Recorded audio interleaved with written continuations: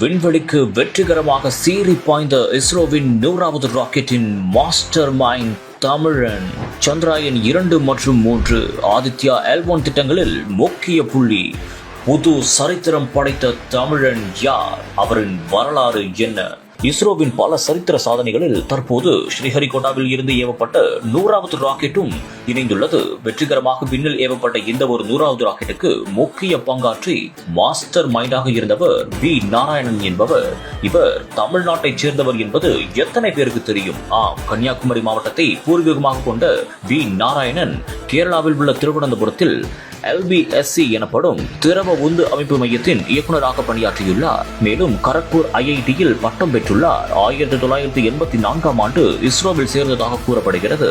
இந்திய விண்வெளி துறையில் 40 ஆண்டுகள் அனுபவம் கொண்டுள்ள வி நாராயணன் ராக்கெட் மற்றும் விண்கல திரவ உந்து விசையில் நிபுணத்துவம் பெற்றவர்.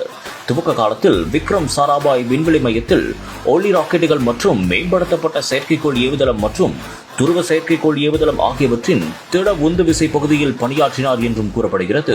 இதுபோக இஸ்ரோவின் BSLV C-57 சூரிய ஆய்வுக்கான ஆதித்யா L1 திட்டம், GSLV Mark 3 வகை ஏவுகணைக்கான CE-20 கிரையோஜெனிக் என்ஜின் தயாரிப்பு, சந்திராயன் 2 மற்றும் 3 உள்ளிட்ட பல திட்டங்களில் இவர் முக்கிய பங்காற்றியுள்ளார். தற்போது இவர் தலைமையில் ஏவப்பட்ட 100வது ராக்கெட்டும் வெற்றிகரமாக ஏவப்பட்டதால் தற்போது உலகையே உற்று நோக்க வைத்துள்ளார்.